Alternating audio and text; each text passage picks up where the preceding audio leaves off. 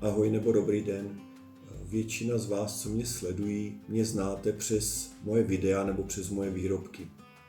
Vidíte hotovou věc anebo pracovní postup k ní, ale málo kdo z vás ví, že cesta, kterou jsem absolvoval, nezačala v této mojí malé dílně a už vůbec ne na tomhle místě. Naopak, začala před 12 lety v malém panelákovém bytě 2+1, když jsem v kuchyni na stole šil své první křivé stehy a v obýváku na zemi krajil své první velké kusy kůže. Je to cesta o tom, jak jsem vyměnil jistotu za sen, o kterém jsem ani netušil, jak složitý a náročný bude.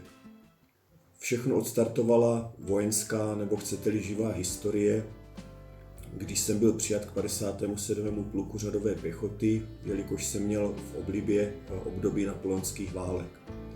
Byla to velká vášeň, na kterou jsem neměl peníze a tím započala moje cesta. Napadla mě ta osudná myšlenka. Vyrobím si to sám. Vše začalo v té malé kuchyni. Učil jsem se pracovat se střihy, přepočítával jsem míry, jezdil jsem po archivech a po muzeích, až jsem si výstroj pro sebe sám vytvořil. Toho si ale všimli moji kamarádi z regimentu a zazněla ta osudná otázka. Vyrobíš mi to taky? A najednou jsem šil i pro ně.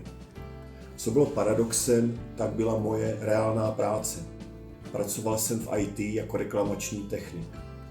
Ten svět jedniček a nul byl však neosobní. Unavoval mě a nudil. Potřeboval jsem změnu. Změnu v mé cestě a potřeboval jsem trošku v životě řád. Proto jsem nastoupil k policii. Ale moje ruce chtěly tvořit.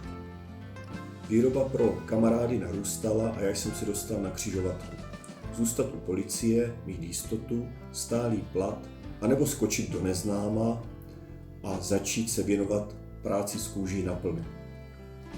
V roce 2016 jsem se rozhodl, že začnu podnikat.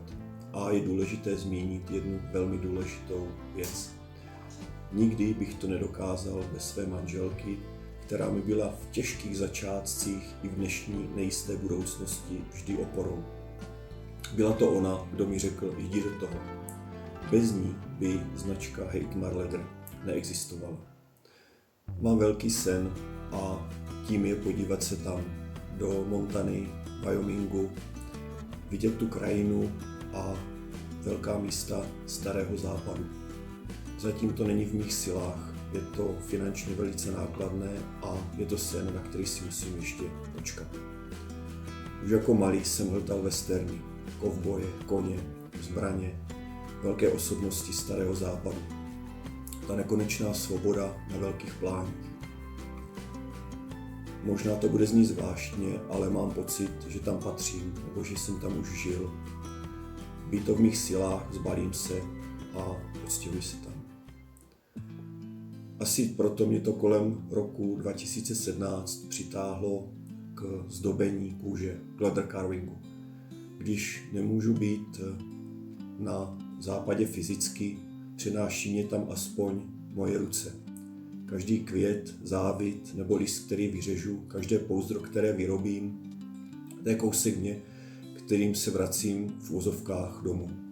Jsem sice tady v Česku, ale když pracuji, moje duše je na velkých pláních Starého západu. Jelikož jsem chtěl vědět, jak na tom s řemeslem jsem, tak jsem v roce 2023 vyrobil pár holstrů s opaskem, sebral odvahu a poslal jsem je na nejprestižnější soutěž World Leather Debut do Sheridanu ve Wyomingu. Na soutěži jsem zůstal bez umístění. Porotci oprávněně zkritizovali moje holstry, kde byla špatná konstrukce a ještě několik dalších věcí.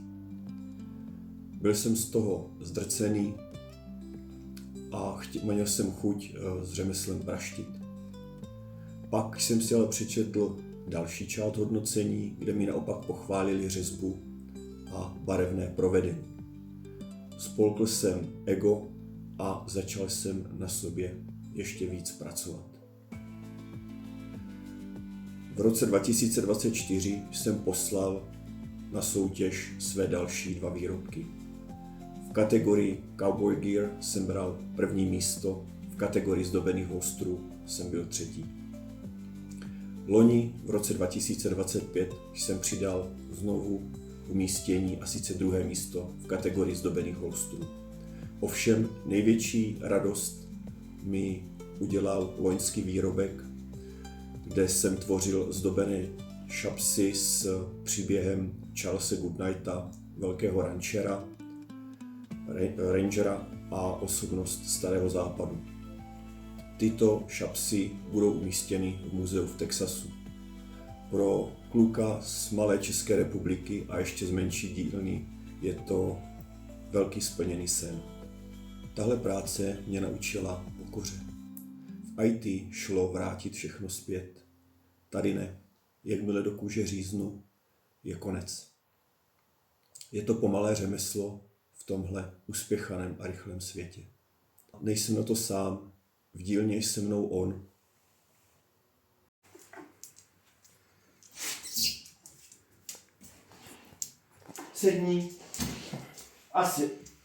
Sedni a sedět.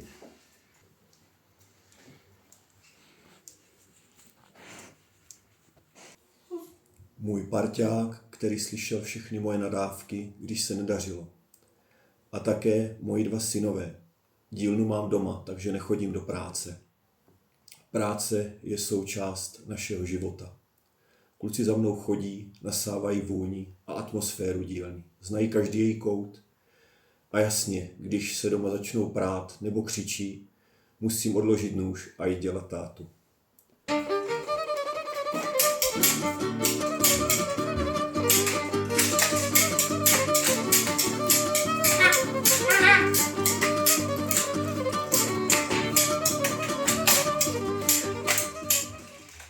Ale má to smysl. Vidí, jak výrobky vznikají, jak mi prochází rukama a já v koutku duše doufám, že jednou tu štafetu, pochodeň, která se jmenuje Heitmar Leather, vezmou po mně. Dnešní společnost je založena na tom, že když věc doslouží, tak se vyhodí. Mým cílem je pravý opak. Chci vyrábět věci, které mě přežijí, které když jednou najdou moji vnuci, tak je pouze opráší a řeknou: sakra, děda měl dobrý vkus. Letos posílám výrobky do Sheridanu znovu. Nevím, jestli uspějí, a o to už ani nejde. Jde o cestu a já vám děkuji, že jste na ní se mnou. Pokud máte sen být na malém kuchyňském stole, nevzdávejte ho. Jmenuji se Milan Heitmar a to je značka Heitmar Leather.